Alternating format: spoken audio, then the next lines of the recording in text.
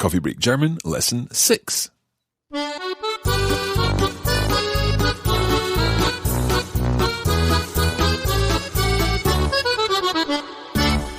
Hello and welcome to Coffee Break German. My name is Mark. Ich heiße Mark. Hallo und mein Name ist Thomas. And we are here to help you learn some German. Now, this may well be the first episode that you've heard of our course. If so, you can go right back to Lesson 1 by going to iTunes or by going to our website at coffeebreakgerman.com. If you've been with us for the past 5 lessons, we hope that you're enjoying this course and that you feel you're making progress. I certainly do feel I'm making some progress with my German. Also, Thomas, was lernen wir heute? Wir lernen die Zahlen. Die Zahlen? The numbers. The numbers. So let me think about something. If I say, today we're learning about numbers, can I say, heute wir lernen die Zahlen?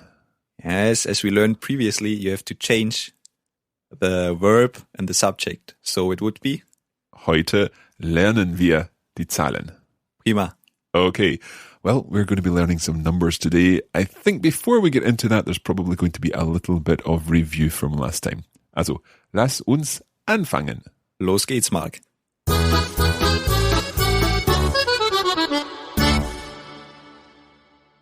Mark, last lesson we learned a little bit about family. Can you remember how to say, my mother is called Susanna? Meine Mutter heißt Susanna. Okay, another one. Can you say, my father is called Stefan? Mein Vater heißt Stefan. My sister is called Anna. Meine Schwester heißt Anna. Sehr gut. If I wanted to ask you, what is your sister called? How do I change the meine Schwester into your sister? You would have to say deine. Okay, so I'm seeing a pattern here. It's mich, dich, mir, dir. And meine, deine. Meine, deine. So deine Schwester heißt Anna. Or if I ask, what is your sister called? Wie heißt deine Schwester?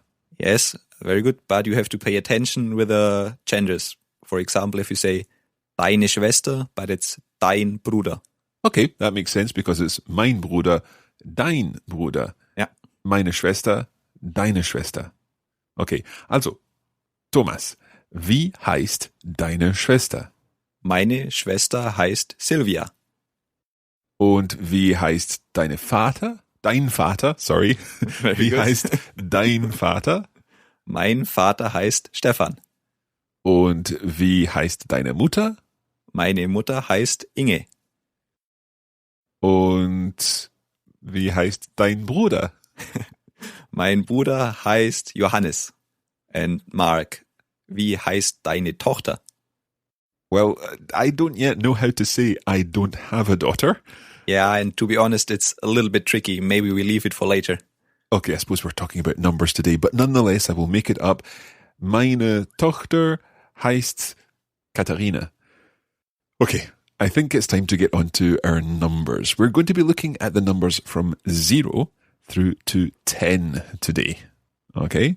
Now, learning numbers is probably not the most interesting thing in the entire world of learning a language, but nonetheless, we need to learn them. So, Thomas is going to say each number slowly. I'll repeat it, and we'll hear it again from Thomas, and then our listeners can repeat after Thomas.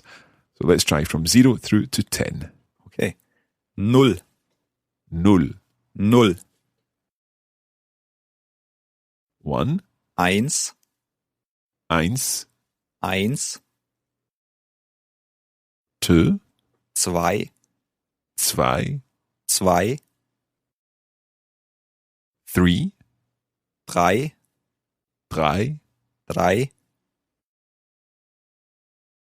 4. 4. 4. 4. 5. 5. 5. 5. 6. 6. 6. 6. 7. 7. 7, 7, 8, 8, 8, 8,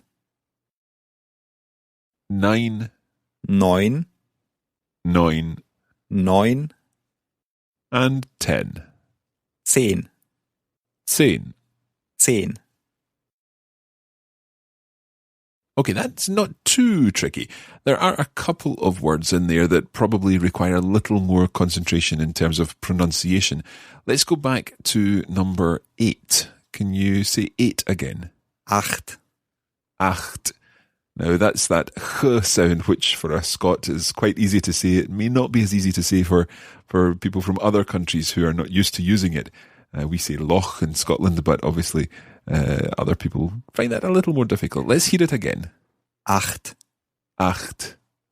Okay. There was also the number 5. Yeah, it's a tricky one. It's fünf. Fünf. Fünf. Now, I'm watching you say this in our studio here, and you're moving your whole mouth forward as you say fünf. It's the Ü sound. Okay, let's hear it. Fünf. Fünf. Fünf. Okay, let's practice them now in groups. Let's take 1, 2, 3. 1, 2, 3. 1, 2, 3. 1, 2, 3. 4, 5, 6. 4, 5, 6. 4, 5, 6. 4, 5, 6. And 7, 8, 9, 10. 7, 8, 9, 10.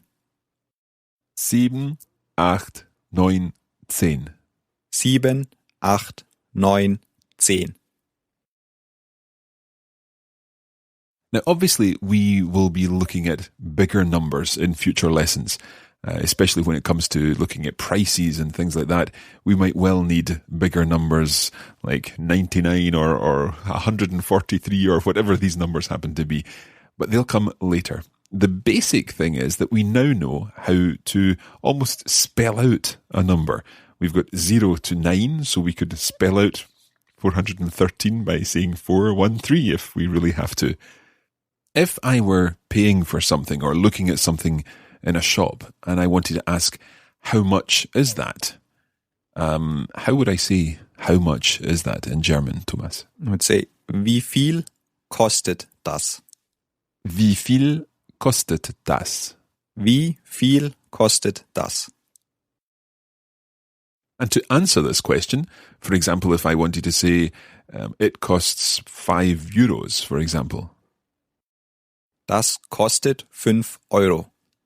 Let's hear the word for euros again. Euro. Euro. Euro. Euro. So, das kostet 5 Euro. Das kostet 5 Euro. Sometimes you may also hear, es kostet 5 Euro. Es kostet 5 Euro. Is there a difference? No, it's basically like in the English, that and it.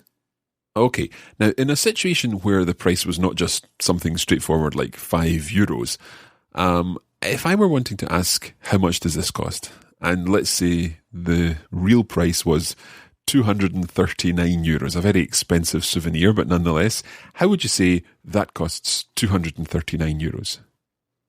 Das kostet 239 Euro. Okay. Now, here, I'm not understanding that number. So I want to ask you, can you write it down, please? Quite a common situation if you're on vacation and you're buying something and you don't understand the full price. Perhaps someone would be willing to write down the number or indeed show you it on a calculator or something like that. So how would I say, can you write it down, please? Können Sie das bitte aufschreiben? Let's hear that again. Können Sie das bitte aufschreiben?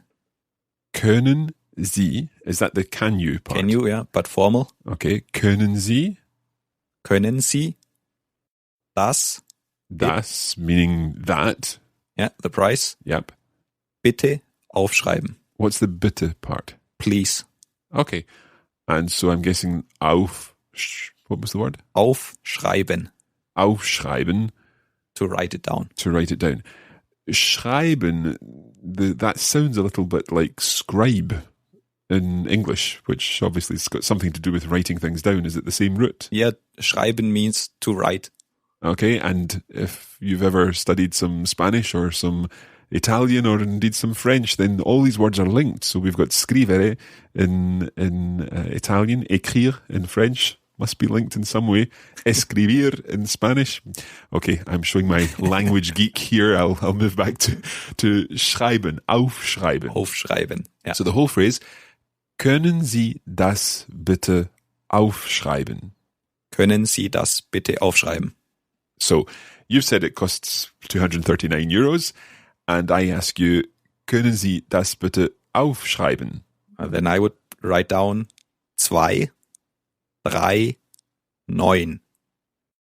239, 239, 239 euros. It's perhaps a little too expensive, but nonetheless, we've learned how to say this. How do I ask for the bill, please? Can I use können Sie here as well? Can you bring me the bill? Yes, you can, but there's a much easier way to it. You can just say die Rechnung bitte. Die Rechnung. Die Rechnung bitte. Yeah, the bill, please. So bitte coming in here again as please. Die Rechnung bitte. Die Rechnung bitte. The bill, please. How would I say, can you bring me the bill, please? Können Sie mir bitte die Rechnung bringen? Können Sie mir, that's to me, isn't it? Yes. Von mir geht's gut. Können Sie mir die Rechnung bitte? Oh, okay, I'm lost. Können Sie mir bitte die Rechnung bringen, like to bring. So, can you to me please the bill bring? Yeah, it sounds strange if you say it like that, but that's it. Okay, können Sie mir bitte die Rechnung bringen? Yeah. Or we can just say die Rechnung bitte. It's probably easier. Okay, so while we're thinking about paying for things, we can ask for die Rechnung bitte. Okay, let's put all of this language into a conversation. Perhaps we could be in a shopping situation. If I'm in a shop, what is someone likely to say to me if they want to ask me if they can help me, for example? Yeah, if you enter a shop, it would be natural in Germany that somebody comes up to you and say, kann ich Ihnen helfen? Try that again. Kann ich Ihnen helfen? Kann ich Ihnen helfen? I'm recognizing Ihnen because that wie geht es Ihnen, so that's a formal form.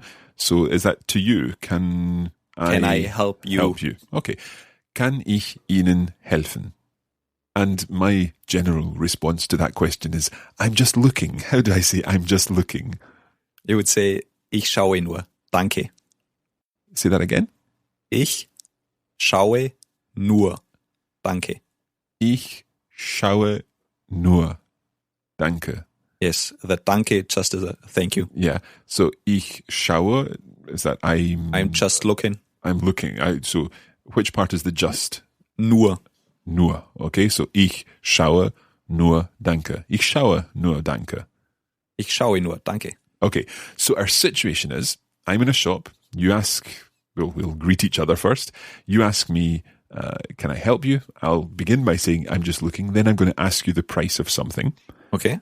You can tell me the price, I'll need you to write down the price, and hopefully we'll be able to decide whether I want to buy it or not. Okay, here goes. Hallo, guten Tag. Grüß Gott. Kann ich Ihnen helfen? Ich schaue nur, danke. Okay. Wie viel kostet das? Das kostet 124 Euro.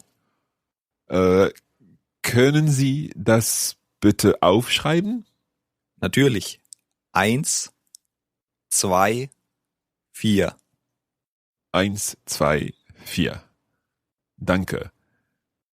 Gern geschehen. Okay, so I think it's way too expensive, so I'm just going to say bye-bye. Auf Wiedersehen. Tschüss. Now, Thomas, you said something in response to my danke there. What was it? Gern geschehen. It would be the English, you're welcome. Gern geschehen. Gern geschehen. Okay. So if someone says danke, do you automatically respond? Gern geschehen. You can also just say gerne. Gerne. Okay, gerne or gern geschehen. Okay, let's just go through those two words again. The first one was Gern geschehen. gern geschehen. Gern geschehen. And the second one? Just gerne. Gerne. Gerne. Okay. So I thought of another phrase that might be useful. If you enter a shop and you want to attract the attention, you say Entschuldigung. Okay, can I hear that again? Entschuldigung. Slow it down for me. Entschuldigung. Entschuldigung. Entschuldigung. Entschuldigung. Entschuldigung. So is that like saying excuse me or something? Yeah, like sorry, excuse me. Okay, so it's to attract the attention before you ask how much is the price or something like that. For example, yeah. Now, as you know, in most episodes of Coffee Break German, we're joined by our cultural correspondent, Julia, and our grammar guru, Kirsten. Sometimes their content will link directly to the main lesson, but at other times their inputs will be more generic. And in this episode, we've got Kirsten, who's going to be talking about verbs, and Julia is going to be telling us a little about her hometown, Berlin. Let's begin with Kirsten, our grammar guru. Over to you, Kirsten.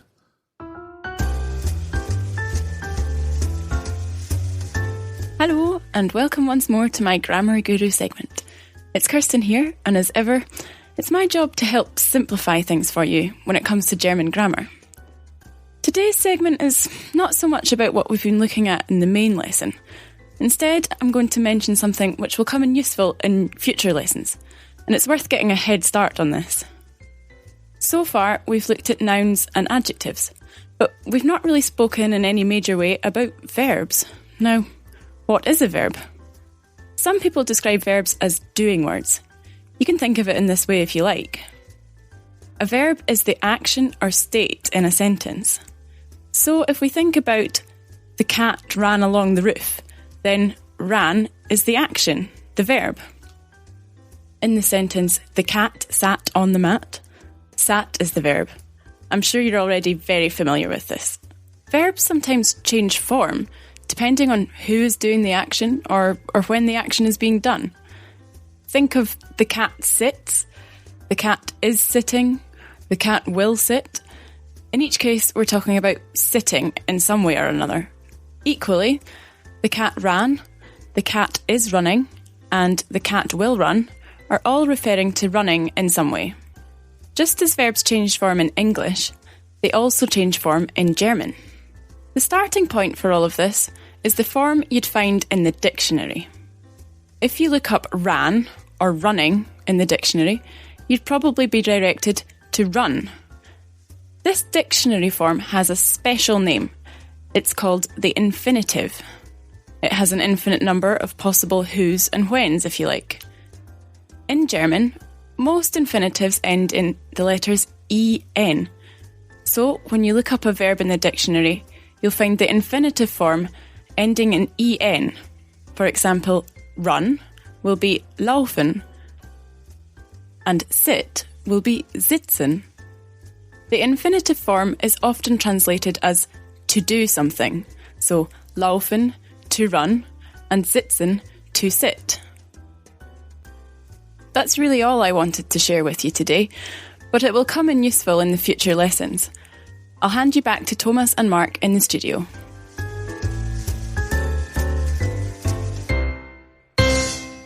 Danke, Julia. Now, infinitives of verbs are certainly something I'm quite used to from learning French and Spanish and indeed other languages. So hopefully that has helped you if you're not so familiar with the whole idea of verbs and the infinitive form that you find in a dictionary. Now it's time to turn to Julia, who's going to tell us a little about Berlin, giving us some insight into the history and what the town is like now. This cultural side of things is so important when you're learning a language, so much so that it has become a standard part of language courses in schools and language schools and indeed at universities. And that's why we've really tried to include a cultural element in each lesson here at Coffee Break German. It's over then to Julia for our introduction to the city of Berlin. Hallo Marc, hallo Thomas und guten Tag an alle unsere Coffee Break German Zuhörer. Ich bin's, Julia, your cultural correspondent, and today I'm going to take you on a trip.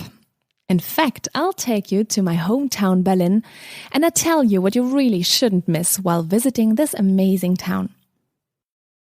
Berlin is a city of contrasts. It can be very old and young. It can be beautiful and ugly. Very modern and also historical. And it can also be very, very rich and poor. And very traditional, as well as very international, multicultural.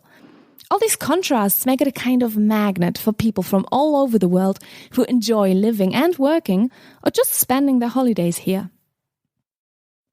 The appearance of the city has been very much affected by its recent history. As I'm sure you will know, Berlin was divided into West and East Berlin by a wall for more than 28 years. This Berliner Mauer, the Berlin Wall, actually consisted of two different walls, which were 155 kilometers long and the space between them about 70 meters wide. As a result, when the wall came down in 1989, there suddenly was a lot of free space in the middle of Berlin. Nowadays, this space has been filled with several buildings, but also many parks, one of them even called Mauerpark, the Wall Park, where you will find a famous flea market every weekend, as well as concerts during summertime. Only a few parts of the original wall still exist. Very popular among tourists is the so-called East Side Gallery, the longest and most permanent open-air gallery worldwide. It shows paintings by international artists commenting on the political changes around 1990. When you walk through Berlin today, you might come across a double line of cobblestones running through the streets. This line indicates the original route of the wall to the people nowadays. I still find it very moving that I'm easily able to just pass this line on my walks through town. Life was not that simple for my parents' generation. Well, I realized that in this episode, I focused on only one aspect of Berlin, and there's lots more to see and do. However, this aspect of our recent history is so important for Berliners, as well as for visitors, I think it's important not to miss it out. I'll tell you more about Berlin another time. But for now, it's zurück zu Thomas und Marc ins Studio. Tschüss und bis zum nächsten Mal. Danke, Julia. And that is where we're going to leave it for this lesson. We've covered quite a lot today, and I think it's time to finish off.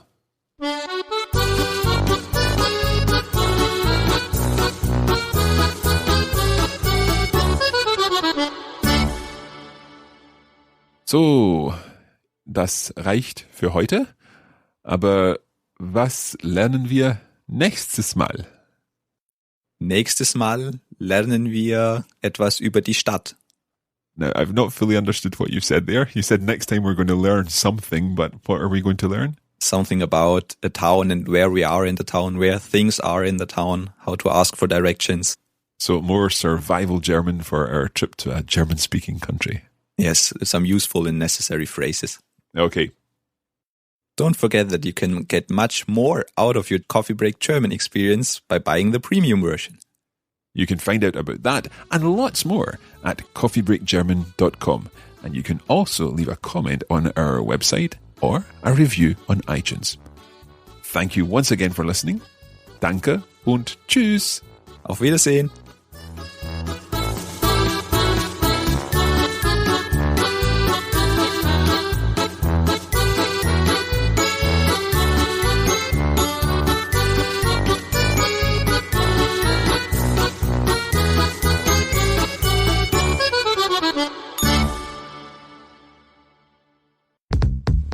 This is a production of the Radiolingua Network. Find out more at radiolingua.com.